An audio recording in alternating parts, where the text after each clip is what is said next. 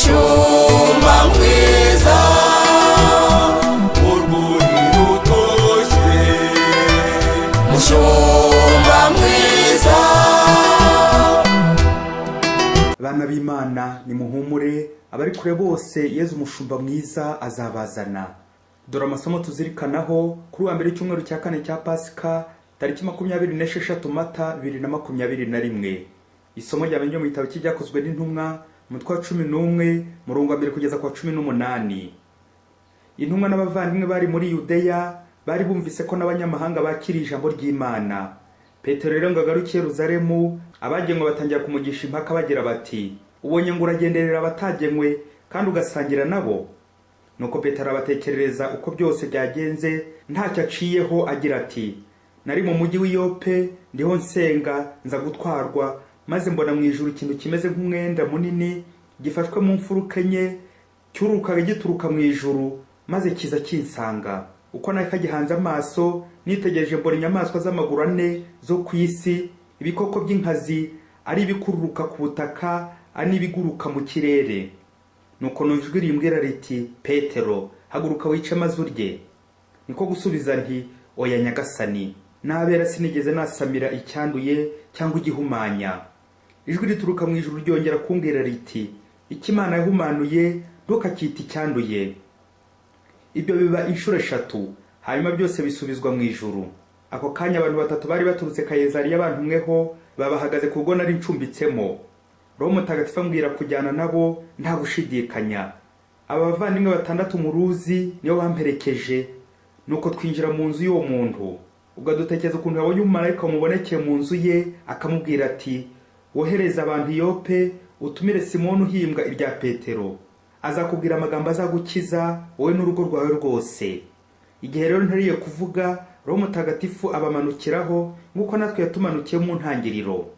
Ubwo nahise nibuka rya jambo rya Nyagasani ati, Yohani yabatirishije amazi, naho mwebwe muzabatirisha muri Roho Mutagatifu. Niba si Imana yarahaye abo bantu ingabire imwe natwe, igihe twemeye Nyagasani Yezu Kristu, ngewe rero narinde wo kuburiza mu mugambi w'Imana. Bumvise ibyo baratuza, bakuza Imana bavuga bati, noneho Imana haye n'abanyamahanga kwisubiraho kugira ngo baronke ubugingo. Iryo ni ijambo ry'Imana. Zaburi ya 42. Umutima wanjye ufite inyota y'Imana nyir'ubuzima. Nyagasani Yezu nabane namwe. Amagambo mu Ivanjili ntagatifu Yezu Kristu uko yanditswe na Yohani umutwe wa 10 murongo wa 1 kugeza kwa 11. Muri icyo gihe azabwira abafarisayi ati, ndababwira ukuri koko, umuntu utinjira mu irembo ry'urugo rw'intama ahubwo akuririra ahandi aba ari umujura n'igisambo. Unyura mu irembo we aba ari umushumba w'intama. Uwugarira irembo aramugururira n'intama zikumva ijwi rye, maze agahamagara intama ze mu mazina yazo, nuko akazahura. Intama ze zose iyo amaze kuzikura mu rugo azijyana imbere zikamukurikira, kuko ziba zisanzwe zizi ijwi rye. Ntizikurikira uw'ahandi, ahubwo ziramuhunga kuko ziba zitazi ijwi ry'abahandi. Yezu yabahaye icyo kigereranyo, ariko bo ntibamenya icyo yashakaga kubabwira. Nuko Yezu ati, ndababwira ukuri koko, ni nge rembo ry'intama. Abandi bose baje imbere yanjye n'abajura n'ibisambo, n'intama zanze kubumva. Ni nge rembo. Uzanyuraho yinjira azakizwa, azishyira yizane kandi abone urwuri. Umujura agenzwa no kwiba no kwica no kurimbura. Nge rero nazanywe no kugira ngo intama zanjye zigire ubugingo kandi zibugire busagambye. Iyo ni Ivanjili ntagatifu. Bana b'Imana, Yezu umushumba mwiza tumuyoboke, atuyobore, aturagire mu rwuri rutoshye. Muri amasomo kuri uyu wa mbere turabonamo igisobanuro cy'umushumba mwiza ubwirizwa na Roho Mutagatifu, akabasha kugarura abatanye mu rwuri. Mu ngingo remezo igira iti, abari kure bose Yezu azabazana. Urakoze Yezu. Muri aya masomo turamurikirwa n'abashumba beza babiri, Petero na Yezu. Igitabo cy'Ibyakozwe n'Intumwa turi kuzirikanaho mu gihe cya Pasika cyitwa nanone igitabo cya Petero na Paulo, nibo biganjemo. Kikongera kikitwa igitabo cy'ibikorwa bya Roho Mutagatifu. Roho Mutagatifu ukoresha intumwa zikabasha kugera ku banyamahanga. Muri iri somo ry'uyu munsi twumvise imbaraga zikomeye Roho Mutagatifu ashyira mu guhindura abanyamahanga. Roho Mutagatifu arakora. Petero uyobowe kandi ubwirijwe na Roho Mutagatifu agiye mu banyamahanga, kandi umukiro nk'uko abayahudi babyibwiraga ngo wari ujyana abayahudi gusa. None ku mbaraga za Roho Mutagatifu abanyamahanga barahindutse, baremeye, barabatijwe. Cyakora izindi ntumwa batubwiye ko ari abagenwe ntizashyikiriye uko kwegera abanyamahanga. Nibwo Petero nk'umushumba wa kiliziya kandi wari uyobowe na Roho Mutagatifu atanze ibisobanuro byemeza kandi bimurikiwe na Roho Mutagatifu ko ari Imana yari imutumye. Nuko bumvise ibyo baratuza, bakuza Imana bavuga bati, noneho Imana yahaye n'abanyamahanga kwisubiraho kugira ngo baronke ubugingo. Amen. Le salut pour tous. Umukiro wa Yezu Kristo atuzanira ntabwo ari umwihariko w'abayahudi gusa, ahubwo abantu bose n'abanyamahanga bose.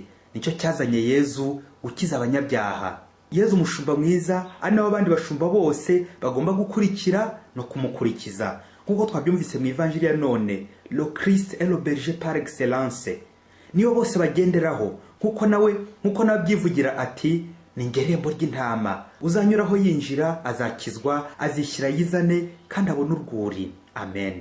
Bavandimwe, ubushefu bwa Kristo cyangwa ubushumba bwe, nk'uko ku cyumweru cy'ejo hashize twabigarutseho, ubwo bushefu bumbiye mu nshinga yo kwitanga. Uyu mutwe wa 10 umurongo wa 10 y'Evanjili ya Yohani, buri mushumba akagombye kuwufata mu mutwe hanyuma akawufata no mu mutima. Ni ukwitanga. Mu Kilatini bati ut habeant vitam, kugira ngo bagire ubuzima. Yezu ati, nazanywe no kugira ngo intama zanjye zigire ubugingo kandi zibugire busagambye. Amen. Urakoze Yezu kutwitangira. Kristo umushumba mwiza, Kristo nyiri imitsindo, reka tugushagare. Ni koko Yezu umushumba mwiza, n'abari kure bose Yezu azabazana. Yezu yaradupfiriye ngo abari batatanye bose abakoranyirize hamwe, atubumbire hamwe. Niwe rembo ry'intama. Bityo agahuza umuyahudi n'umugereki, umucakara n'uwigenga, umugabo n'umugore, bose arabazana akababumbira hamwe kubera urukundo rwe. Ngo urwo rugero rw'umushumba mwiza witanga ntagire n'umwe azimiza. Natwe abakristo twabatijwe tugakomezwa, tugahabwa Roho Mutagatifu. Tujye tuzirikana ko dufite mu miryango yacu abapagani batarabatizwa, abataye ukwemera, abaguye bakabura ubabyutsa, abatanye, abataye ingo zabo, abataye bashakanye, abagiye gusenya ingo z'abandi, abataye abo babana mu nzu z'ikodi, ababyeyi bataye abana babo, abana bataye ababyeyi bakabicaho bagatorongera, bantu batakikoza isengesho, batakigira ishyaka mu by'Imana, abantu nk'urukundo rwazimyemo, batakita ku bakene. Ese mu Kristo ni kangahe ujya ugarura abantu ubwirijwe na Roho Mutagatifu, nk'uko Petero yabwirijwe na Roho Mutagatifu? Aho nawe ntugendera ku mabwire, bityo n'ibikorwa byiza by'urukundo wari warateganyije gukora, abantu bakaba baguca intege nk'aba bagenwe kumvise, ugahita ubijugunya. Cyangwa wasanga hari n'abantu bari batangiye gufasha, wakumva amabwire ugahita ubanga urunuka. Ye baba we, bavandimwe, intama yazimiye ntuyifate gusa ku ruhande rw'ikirara, ahubwo se wowe nta ntama wazimije? Mutakivugana, abo utakikoza, abaguhemukiye, abo bagushobetse, abo utagisura, abo utakivugisha, abo utagifasha, ibikorwa by'urukundo utagikora, ubwo n'ubwoko bw'intama wazimije kandi uzijejwe. Abo wabikiye inzika, umujinya, abo bose n'intama wataye uzabazwa na Kristo umushumba mwiza. Umunsi umwe umugabo w'umukire yari afite umuco mwiza wo gusuhuza umuntu wese ahuye nawe mu nzira, akamuha kamwaramutse, ubundi agatambuka. By'umwihariko hari igipangu yanyuragaho agiye ku kazi, akabanza gusuhuza umuzamu wakoraga aho ngaho, kuko hari ku nzira nyine. Yanataha asubiye mu rugo agahanyura akamusezera.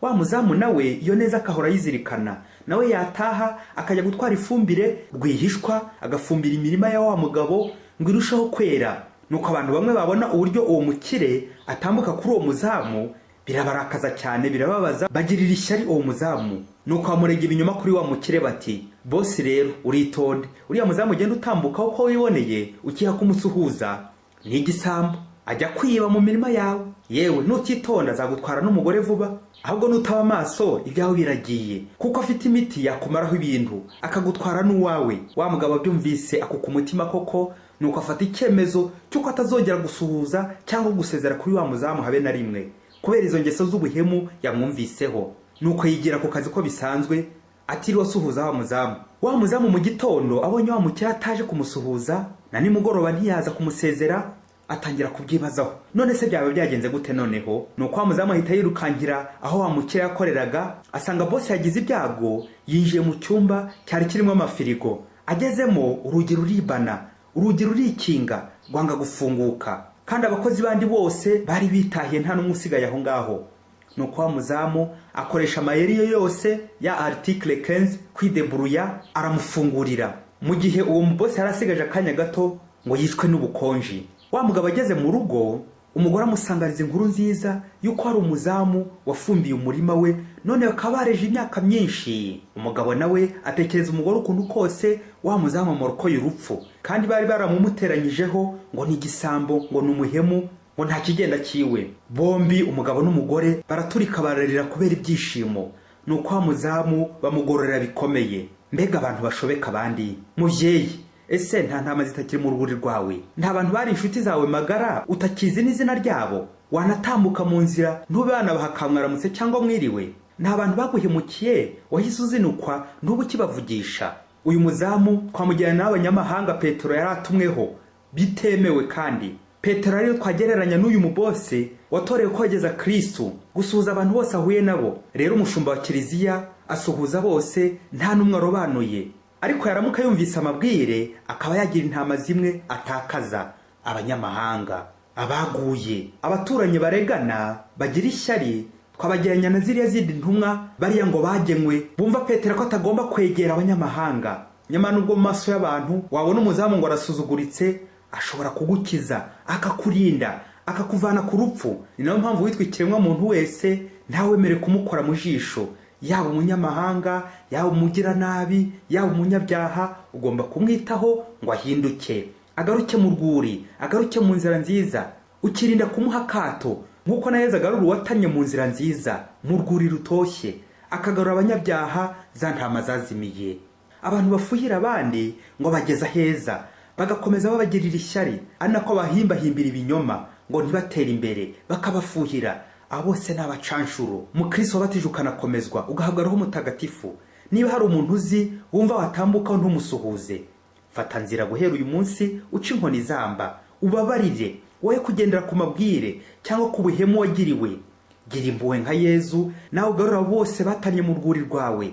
Saba imbabazi, tanga imbabazi bikuye ku mutima. Ibuka abakene wagaburiraga, ibuka abarwayi wasuraga, ibuka abana wambikaga ukabarihira amashuri, abanyantege witagaho, ko wabataye wabasigiye nde? Ko waretse umurimo wawe muvyeyi? Garuka mu mwanya wawe, garuka mu butumwa, garuka mu rwuri. Abafunzwe, abarwayi, abababaye, abashonje, abaguye, ni muhumure. Abari kure bose Yezu azabazana. Yezu n'umushumba mwiza, nta numwe azimiza. Dufashwe n'amasomo mu Kristo, buri munsi ujya wibaza uti, ntaho nataye ukwemera? Ese nkomeza gukataza mu kwemera? Ese ndacyanyura muri kiliziya ngo nsenge nta bintu cyangwa abantu banteranyije na Yezu? Nkaba naramwivumbuyeho ngacika intege mu gusenga, nkadohoka, nkishora mu ngeso mbi, nkivumbura kuri Yezu ngo Yezu yabaranyibagiwe.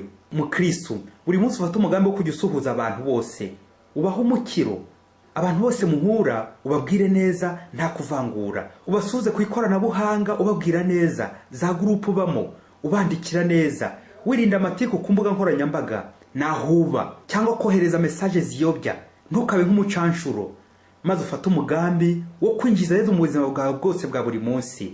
Buri kantu kose ukamubwire. Mbere y'akazi umunyureho, umutabaze, umusuhuze, na nyuma y'akazi wongere umunyureho, umusezere, umubwire ko byagenze, ingorane n'ibyishimo wagize umunsi wose, ibyakugoye n'ibyagushimishije mu kazi, maze ukomeze kuguma mu rwuri rwa Kristo, umushumba mwiza. Amen. Padiri Masumbuko Ladislas wa Diocese ya Cyangugu. Mushumba mwiza dushagaye